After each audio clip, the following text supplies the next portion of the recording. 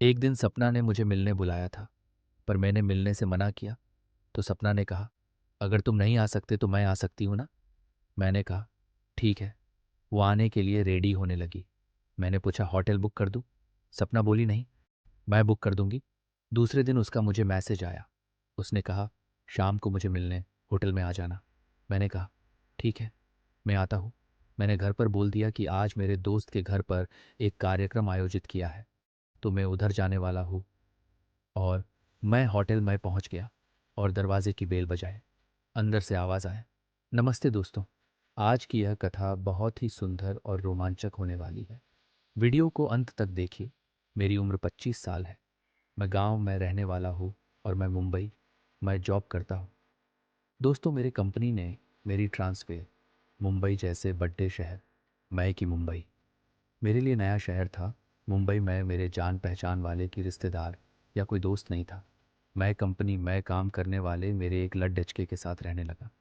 मुझे अच्छा नहीं लग रहा था, इसलिए मैंने कंपनी से 1 महीने की छुट्टी लेके मैं आराम करने के लिए गांव चला गया। उसी समय फेसबुक पर मुझे एक मैसेज आया। उसने लिखा था, मुझे आपकी स्टोरी सुनने मैं बहुत अच्छा लगता है। मैंने भी उस मैसेज के रिप्लाई में शुक्रिया लिख दिया। थोड़ी देर मैं मुझे एक और मैसेज आया, आपका नाम क्या है? मैंने उसे मेरा नाम बता दिया और उसको भी आपका नाम क्या है पूछा और उसे अपना व्हाट्सएप नंबर दिया। थोड़ी ही समय में उसने व्हाट्सएप पर मैसेज करके अपने बारे में बताने लगी और अपना नाम सपना बताया। मैंने उसे पूछा, आप कहाँ से हो और क्या करते हो? तो उसने बताया, मैं पुणे से हूँ और वह पर एक कंपनी मैं काम करती हूँ। और हम दोनों ने बातें करना शुरू किया। उस दिन ऐसा कुछ हुआ कि हम डेली बातें करना शुरू कर दिया था। एक दिन उसने मुझे बताया कि उसकी शादी हो चुकी है और उसके शादी को 4 साल हो चुके हैं। उसका पति बस ड्राइवर है। और हम चैट करने लगे। लगभग 15 दिन लगातार बातें करने के बाद उसे मुझ पर विश्वास होने लगा। तब उसने मुझे उसका फ़ोटो भेजा। वो बहुत ही सुंदर और हॉट दिख रही थी और उसकी उम्र 27 साल थी। और हम रोज़ रात को बातें करने लगे। एक दिन सपना ने मुझे मिलने के लिए बुलाया, पर मैंने उसे बोला कि मैं नहीं आ पाऊँगा, क्योंकि उस समय मेरे घर में कुछ काम चल रहा था। सपना को सब बताने के बाद सपना बोली, ठीक है, आप नहीं आ सकते तो क्या हुआ, मैं तो आ सकती हूँ ना।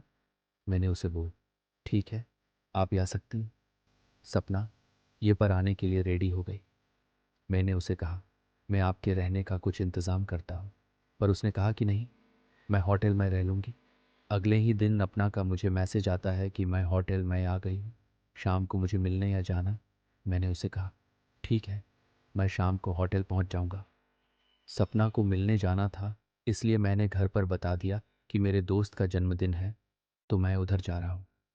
मैं जल्द ही रेडी होकर निकलने लगा। वो बरसात के दिन थे। दिन कैसे निकल गया और शाम हो गई, पता नहीं चला। मेरे घर से होटल की दूरी लगभग आधे घंटे की थी और मैं घर से निकल गया। बारिश में गाड़ी चलाना थोड़ा मुश्किल होता है। होटल के पार्किंग में मैंने मेरी गाड़ी पार्क कर दी और सपना को कॉल करके उसका रूम नंबर पूछ लिया। मैं होटल के काउंटर पर पहुंचा। उन्होंने मेरा नाम पूछा और सपना के रूम के कॉल करके कंफर्म कर लिया। उसने हाँ बोल दिया। होटल स्टाफ के साथ मुझे उसके रूम की तरफ भेज दिया। उस स्टाफ ने मुझे रूम दिखा दिया और वो वहाँ से चला गया। मैंने रूम की बेल बजाई और अंदर से आवाज़ आया, कौन है? मैंने मेरा नाम लिया। उसने दरवाज़ा खोला। उसे देखते ही मेरी नज़र उसके चेहरे और उसके नाजुक शरीर से हट नहीं रही थी। मैं अंदर चला गया। उसने रूम सर्विस को कॉल करके 2 चाय मंगाई। थोड़ी समय में चाय आ गई और हम दोनों चाय पीते पीते बातें करने लगे।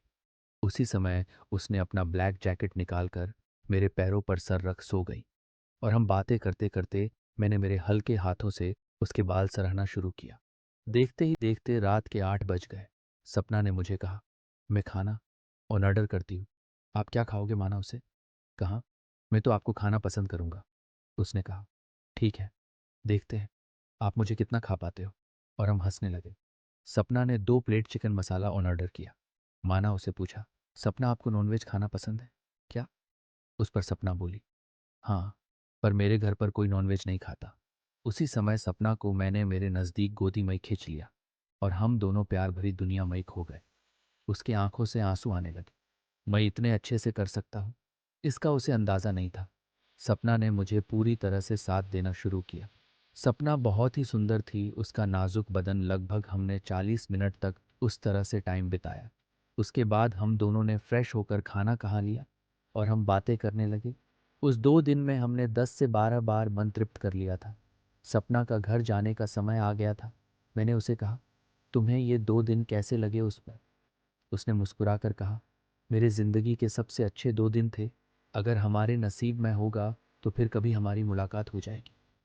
और वो निकाल गई। उसके बाद सपना का कभी मुझे मैसेज नहीं आया और मैं भी काम में व्यस्त होने की वजह से मैसेज किया नहीं। 1 साल बाद मुझे एक नए नंबर से कॉल आया। वहाँ से हेलो की आवाज़ आते ही मैंने उसकी आवाज़ पहचान ली। मैंने कहा, सपना। वे शांत हो गई और धीरे से बोली, हाँ। फिर हम बातें करने लगे। दोस्तों, ये कहानी आपको कैसे लगी कमेंट बॉक्स में बता दीजिए। और इस चैनल पर आप नए हो तो चैनल को सब्सक्राइब करना ना भूलें। मिलते हैं अगले नए वीडियो में। धन्यवाद।